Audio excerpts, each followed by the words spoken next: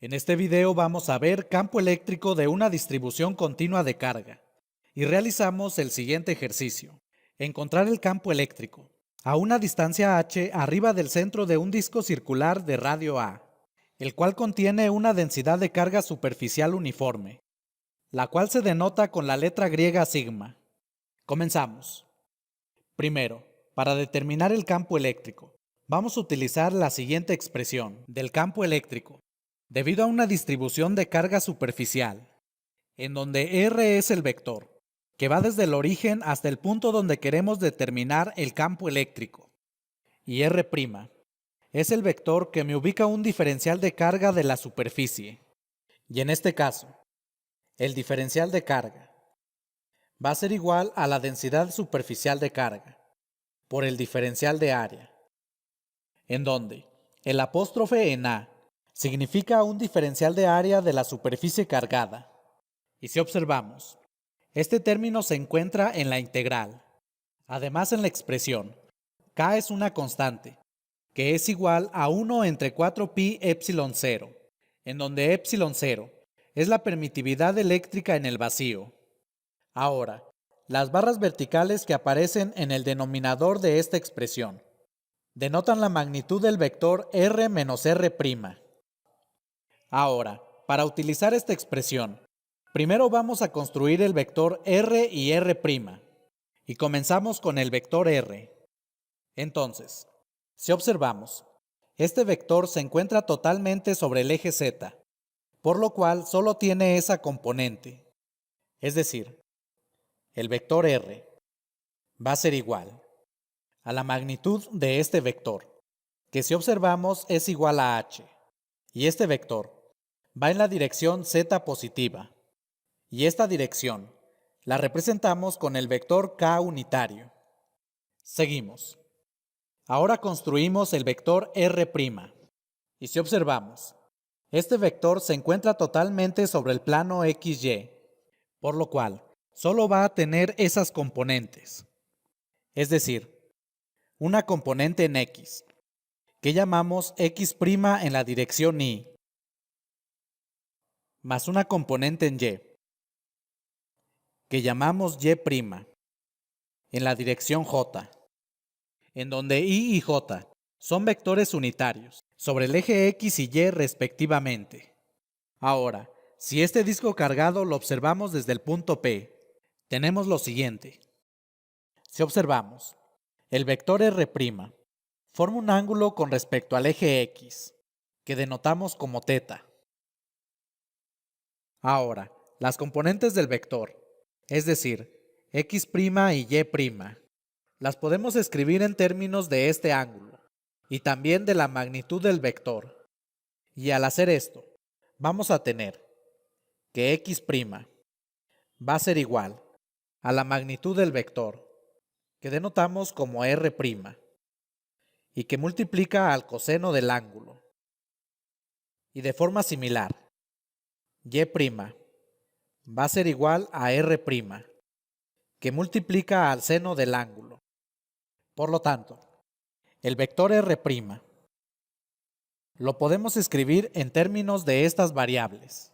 Es decir, este vector va a ser igual a X', que es igual a R' por el coseno del ángulo, en la dirección Y, más Y', es decir, R' por el seno del ángulo, en la dirección J. Ahora, si observamos, el ángulo θ va a tomar valores de 0 a 2pi y R' va a tomar valores de 0 a A, el cual es el radio del disco. Y estas variables toman esos valores, ya que con esto se cubre toda la superficie circular. Continuamos. Ahora vamos a determinar el vector R menos R', pero el vector R es igual a h en la dirección K, menos el vector R', es decir, R' por el coseno del ángulo, en la dirección Y, más R' por el seno del ángulo, en la dirección J. Y reacomodando esta expresión, tenemos que es igual a menos R' por el coseno del ángulo en la dirección Y,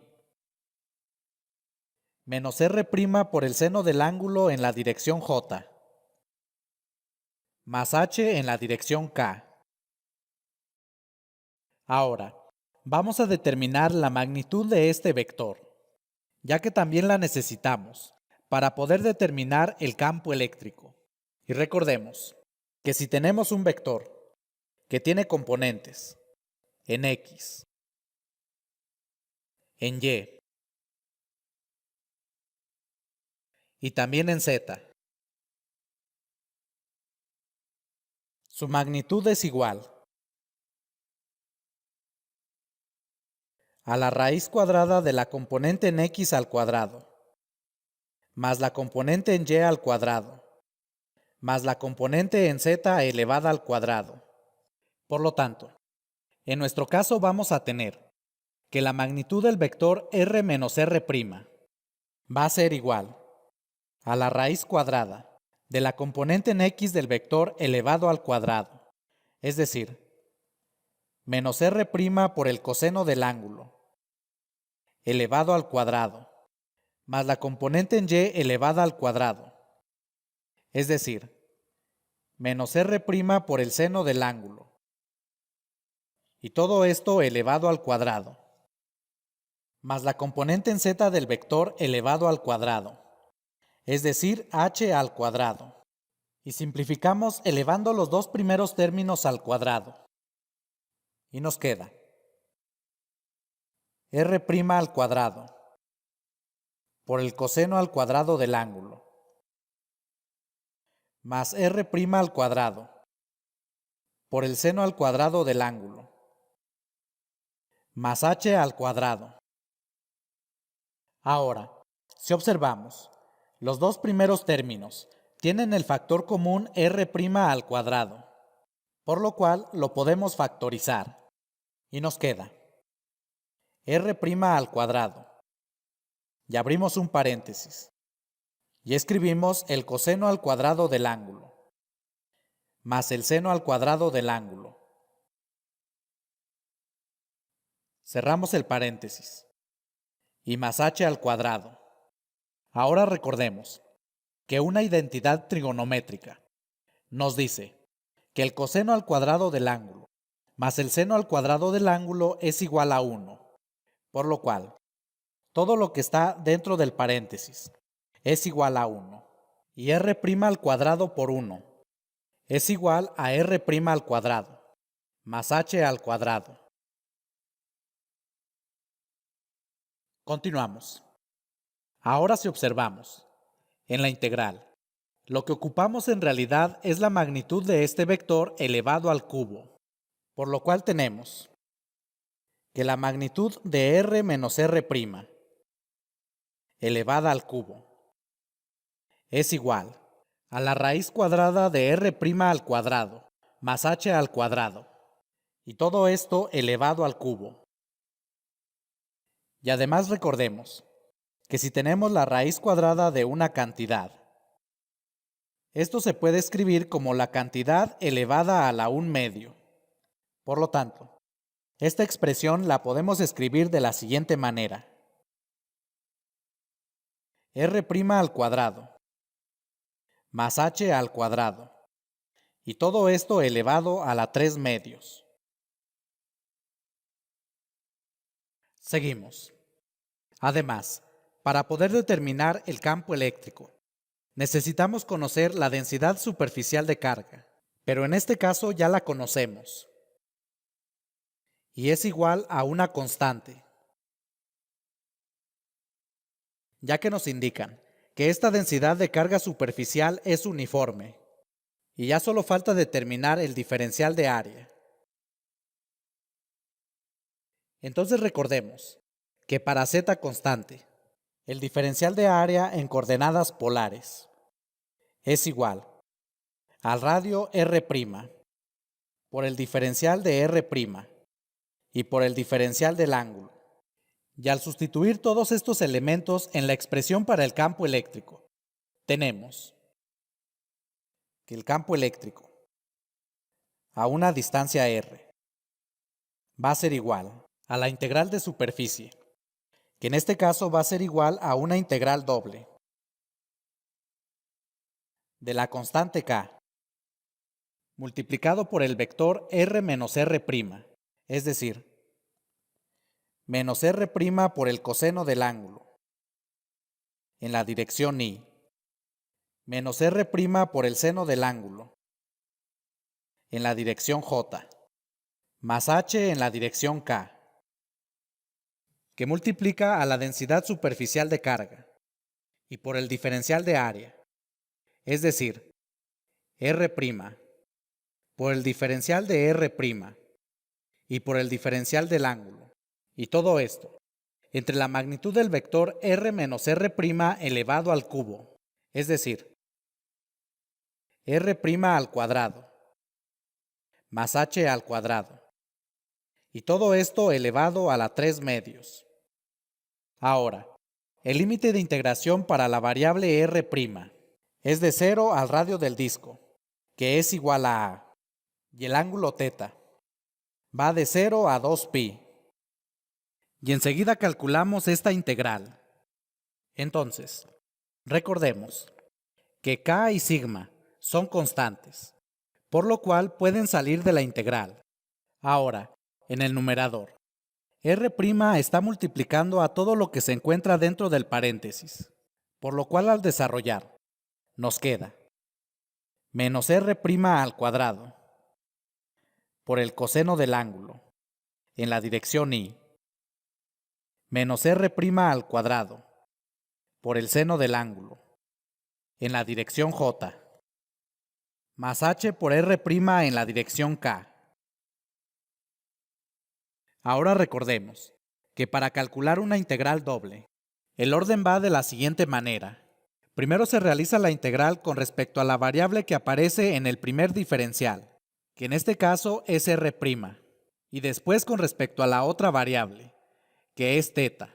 Pero también recordemos que en una integral doble, de acuerdo a teoremas de integración, podemos invertir el orden de integración, y nos conviene realizar esto, cambiar el orden de integración, ya que las funciones a integrar con respecto a la variable θ son el seno de θ y el coseno de θ, las cuales son integrales inmediatas.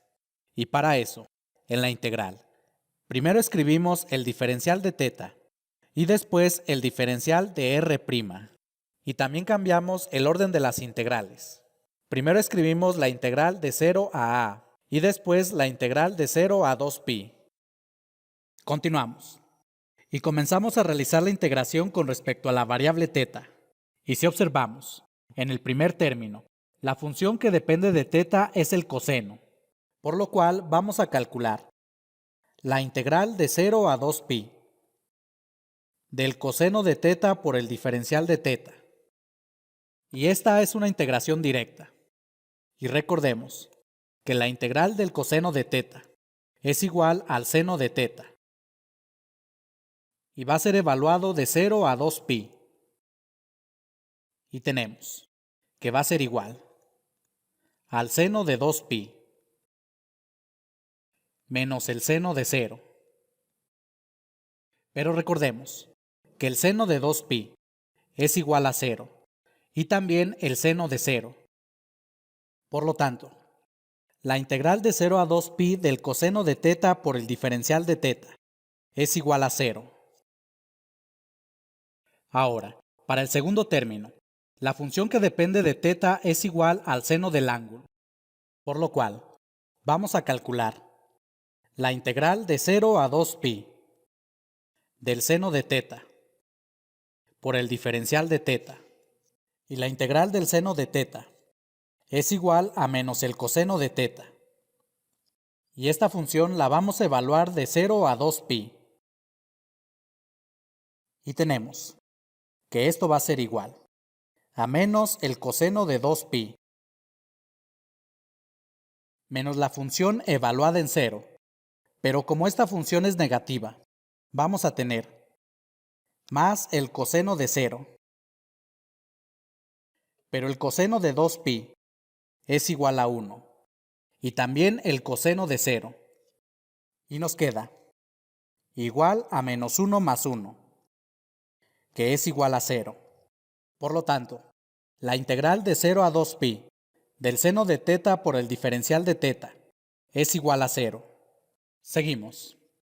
Y para el tercer término en nuestra integral, si observamos, ya no tenemos una función que dependa de la variable teta, por lo cual solo vamos a integrar de 0 a 2pi el diferencial de teta, y esto va a ser igual a teta evaluado de 0 a 2pi, y esto es igual a 2pi menos 0, que es igual a 2pi. Por lo tanto, la integral del diferencial de teta de 0 a 2pi es igual a 2pi. Ahora, como la integral de 0 a 2pi del coseno de teta y la integral de 0 a 2pi del seno de teta es igual a 0, esto significa que la integral doble sobre el primer y segundo término en nuestra expresión para el campo eléctrico es igual a 0. Y ya que la integral de 0 a 2pi del diferencial de teta es igual a 2pi, entonces, esta integral se reduce a lo siguiente: la constante k por la densidad de carga superficial, por la integral de 0 a de h por r', por 2pi, por el diferencial de r' en la dirección k, entre r' al cuadrado más h al cuadrado, elevado a la 3 medios. Seguimos. Y si observamos dentro de la integral, h y 2pi son constantes, por lo tanto las podemos sacar de la integral. Continuamos. Ahora vamos a calcular esta integral con respecto a la variable r'. Entonces, voy a calcular por separado la integral, como si fuera una integral indefinida. La integral de r' por el diferencial de r' entre r' al cuadrado más h al cuadrado, y todo esto elevado a la 3 medios. Entonces, si observamos, por la forma de esta integral, esto nos sugiere que podemos realizar el siguiente cambio de variable: u igual a r' al cuadrado más h al cuadrado, y al tomar el diferencial en ambos lados de la igualdad, tenemos el diferencial de u igual a la derivada de r' al cuadrado con respecto a r', que es igual a 2r', más la derivada con respecto a r' de h al cuadrado, pero esta derivada es igual a 0, y todo esto multiplicado por el diferencial de r'. Y si observamos, r' por el diferencial de r es justamente lo que aparece en el numerador de esta expresión. Y de esta última igualdad despejamos esta cantidad para escribirla en términos de la variable u. Y nos queda que r' por el diferencial de r' es igual a 1 medio del diferencial de u. Por lo cual, al hacer este cambio de variable, nuestra integral se transforma en lo siguiente: la integral de r' por el diferencial de r', es decir, 1 medio del diferencial de u, entre r' al cuadrado más h al cuadrado, elevado a la 3 medios, es decir, u a la 3 medios. Y esto es igual a 1 medio de la integral de u a la menos 3 medios por el diferencial de u. Y esto que tenemos aquí ya es una integral inmediata y es igual a 1 medio de u a la menos 3 medios más 1 entre menos 3 medios más 1 más una constante de integración, pero en este caso la vamos a omitir, ya que nosotros queremos calcular una integral definida. Y al simplificar esta expresión, es igual a menos 1 entre la raíz cuadrada de u. Pero u es igual a r' al cuadrado más h al cuadrado. Por lo tanto, esto es igual a menos 1 entre la raíz cuadrada de r' al cuadrado más h al cuadrado. Continuamos. Pero nuestra integral va de 0 a a. Por lo cual, esta función que obtuvimos de r' la vamos a evaluar de 0 a a. Y comenzamos a evaluar en el límite superior. Y tenemos que esto va a ser igual a menos 1 entre la raíz cuadrada de r' elevado al cuadrado, es decir, a al cuadrado, más h al cuadrado, menos la función evaluada en el límite inferior. Pero como la función es negativa, entonces vamos a tener más 1 de la raíz cuadrada de r' al cuadrado. Pero en este caso, r' es igual a 0 y 0 al cuadrado es igual a 0. Por lo tanto, no es necesario escribirlo. Más h al cuadrado. Ahora, recordemos que la raíz cuadrada de una cantidad elevada al cuadrado se define como el valor absoluto de esa cantidad. Seguimos. Ya que hemos obtenido el valor de esta integral, sustituimos en la expresión para el campo eléctrico y tenemos que el campo eléctrico generado en el punto R va a ser igual a 2pi por h, por la constante K y por la densidad superficial de carga, y que multiplica a esta integral, pero el resultado de la integral es igual a 1 entre el valor absoluto de h, menos 1 entre la raíz cuadrada de a al cuadrado más h al cuadrado, en la dirección K. Y recordando que la constante K es igual a 1 entre 4pi epsilon 0. Entonces, para concluir, el campo eléctrico a una distancia h arriba del centro del disco, el cual contiene una densidad de carga superficial uniforme, es igual a esta expresión. Bien amigos, gracias por visitarnos. Si te gustó este video, suscríbete y compártelo.